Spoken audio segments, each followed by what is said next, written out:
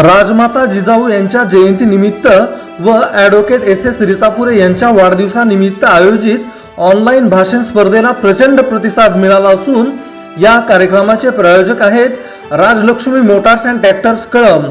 वरील स्पर्धेकरता विजेता ठरवण्यात प्रेक्षकांची भूमिका महत्त्वाची ठरणार आहे। तेव्हा तुम्हाला आवडणाऱ्या व्हिडिओला नक्की लाईक करा, शेअर करा व सबस्क्राईब करा व तुम्हीच ठरवा विजेता कोण असणार। तेव्हा लगेच लाईक करा, शेअर करा व सबस्क्राईब करून विजेता ठरवण्यात आपलं बहुमोल योगदान द्या। नमस्कार, मी ऋतुजा योगेश बिराजदार। माझ्या शाळेचे नाव श्री छत्रपती शिवाजी विद्यालय सालेगाव। मी माझ्या भाषणाला सुरुवात करते। खरे पाहता राजमाता जिजाऊ यांच्याबद्दल माहिती नाही असे एकही मनुष्य शोधूनही सापडणार नाही।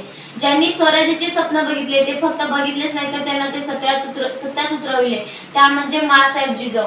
माँसाहेब जिजाऊ यांचा पुराणामध्ये आदिशक्तीचा उल्लेख केलेला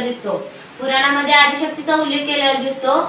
त्याच आदिशक्तीचे दर्शन जगाला माँसाहेब जिजाऊ यांच्या रूपाने घडले। माँसाहेब जिजाऊ यांचा उल्लेख करत असताना कुठल्याही संदर्भाची गरज पडत नाही।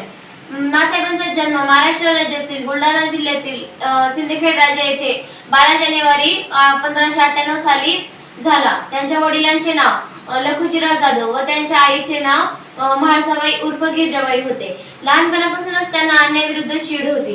त्याच अन्यायाविरुद्ध लढण्यासाठी त्यांनी खेळण्याच्या वयात हाती तलवार आणि ढाल घेऊन कौशल्य अंगीकृत केले।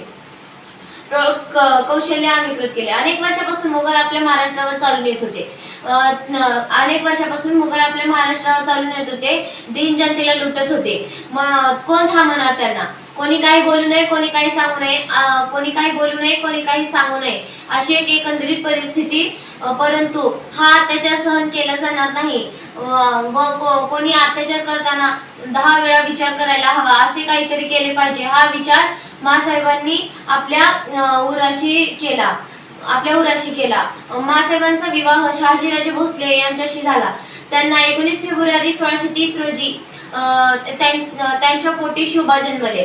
लहानपणापासूनच शिवरायांना त्यांनी रामायण, महाभारतातील शौर्यकथा, दांडपट्टा, तलवारबाजी हे सर्व स्वतः माँसाहेबांनी शिकवले होते। स्वराज्य स्थापनेचे हे बाळकडू छत्रपती शिवाजी महाराज यांना माँसाहेब जिजाऊ यांकडून मिळाले। जेव्हा गरज पडली तेव्हा नारी शक्तीने अवतार घेतला व आज प्रत्येक घरात आपल्या माँसाहेब जिजाऊ सारख्या स्त्री असायला हवी। आपण म्हणतो राजे पुन्हा जन्माला परंतु त्यांना आपल्या मुलाला शुभ बनणारी एक माँसाहेब जिजाऊ घडवावे लागतील। माँसाहेब जिजाऊंबद्दल किती बोले तरी कमी पडेल। समुद्राची शाही आणि आकाशाचा कागद करून लिहिले सुद्धा तरी कमी पडेल। मी एवढंच म्हणणार की जाधवांची कन्या आणि भोसल्यांची सून आणि शिवबांची माता भाग्य कोणते अजून। स्वराज्य संप्रेरिका राजमाता जिजाऊ यांना मी शतशत नमन करते। मी माझ्या भाषणाला पूर्णविराम देते। जय जिजाऊ, जय शिवराय। तुमचं आमचं हक्काचं न्यूज चॅनल म्हणजे विश्व विशाल न्यूज चॅनल। आजच चॅनलला लाईक करा, शेअर करा आणि सबस्क्राईब करा।